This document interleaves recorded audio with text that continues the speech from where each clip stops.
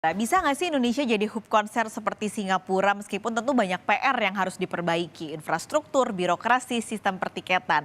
Sekarang kita akan bahas soal sistem pertiketan. Kira-kira sistem tiketing yang cocok di Indonesia apa sih supaya bisa memberantas calo-calo yang makin banyak dan nyebelin ini. Pagi ini kita akan bahas bersama Nuran Wibisono, pengamat musik di Kompas Bisnis. Mas Nuran, halo selamat pagi. Halo, selamat pagi, Mbak. Oke, ini kita bahas soal, konser ya, Mas, ya. Ini kan tentu yang Ya, lagi happening adalah Coldplay, terus yang kemarin ngewar-ngewar dan banyak calo yang jual dengan harga berkali-kali lipat.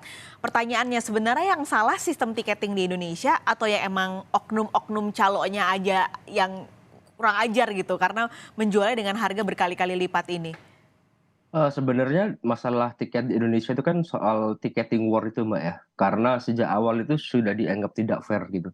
Kita bisa melihat dari misalkan masalah yang paling mendasar, akses internet gitu.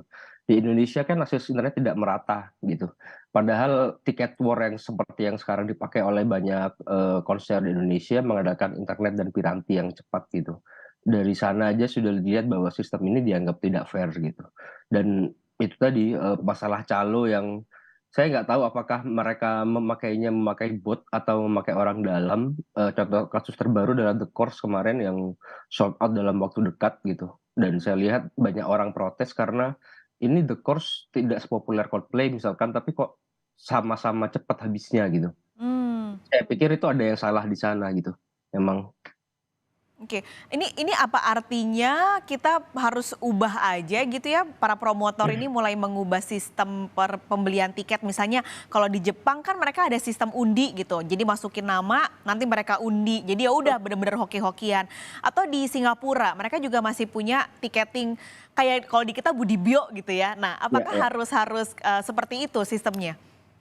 Sistem pembelian tiket itu emang ini sih, terutama setelah Coldplay kemarin itu, jadi banyak, orang mengemukakan soal tiket undian gitu ya, sistem lotre gitu.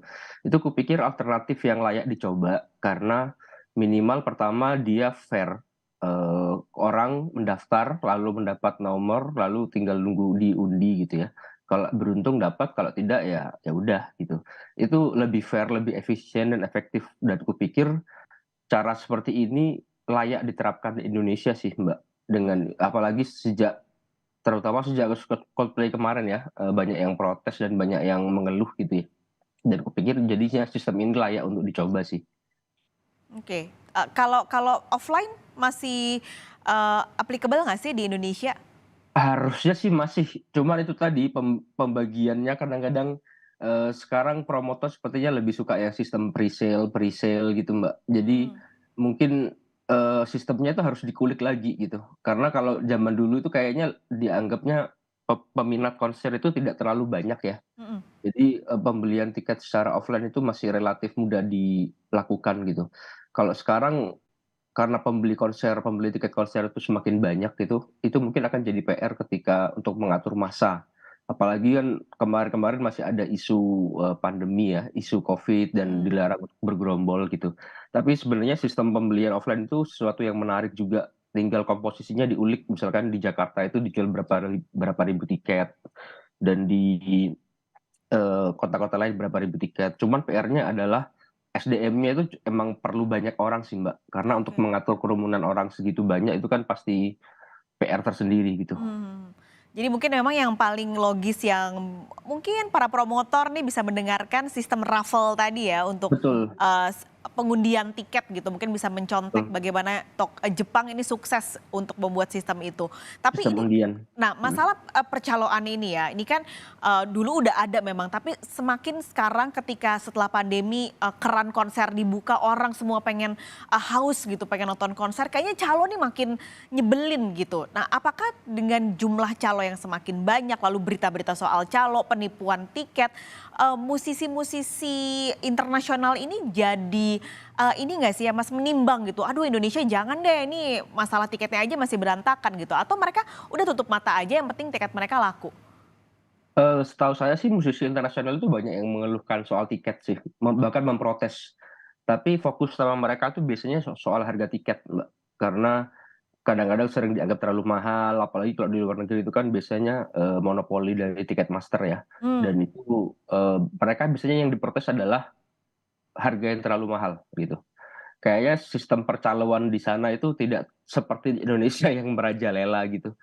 Kayak dan aku membayangkannya kalau di luar negeri, di, negara-negara barat, itu sistem percaloannya emang sudah sampai difasilitasi, dalam arti ada market untuk menjual tiket gitu secara online gitu dan ya emang beberapa kali sering diprotes gitu ya. Cuman lagi-lagi kalau di barat seingatku, setauku emang tidak separah di Indonesia sih. Di Indonesia itu kayak dijadikan profesi tersendiri gitu Hmm. kan. Nah itu kalau di, beberapa website yang aku tahu itu mereka jual tiket karena emang lagi nggak bisa nonton atau tiba-tiba ada acara dadakan lalu tiketnya dijual ulang gitu, dengan harga yang mungkin lebih mahal memang gitu. Cuma di Indonesia ini yang sepertinya dilakukan secara terstruktur, secara masif gitu sampai melibatkan rombongan gitu-gitu. Hmm. Nah, ini pun sebenarnya kan, ketika Coldplay akhirnya, banyak yang war nggak dapat di Jakarta, terus mereka, Mmm, buka 6 hari gitu di Singapura. Lalu muncul nih gerakan-gerakan masyarakat di media sosial bilang, "Ya udah jangan beli di Jakarta, jangan beli di Calo, daripada bayar 5 kali lipat mendingan terbang ke Singapura." Nah, cara-cara ini untuk mengedukasi masyarakat supaya nggak beli di Calo ini bisa nggak sih kira-kira mengurangi atau menekan calo di Indonesia?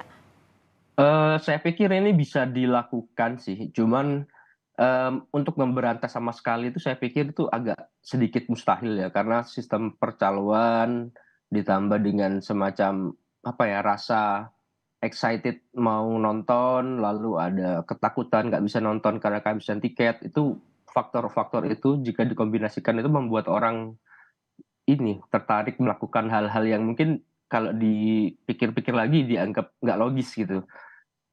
Termasuk orang-orang yang kena tipu tiket misalkan. Itu kan, karena didorong berbagai faktor itu, makanya, hal-hal seperti itu agak susah dilakukan. Cuman, faktor Coldplay kemarin termasuk Taylor Swift ini saya pikir, memberikan opsi untuk orang-orang di Indonesia yang misalkan mampu menonton di luar negeri, itu untuk membeli tiket di luar negeri gitu. Apakah dengan ini calo akan bener-bener habis? Saya sih nggak yakin ya, karena emang orang Indonesia itu demand-nya sangat besar gitu.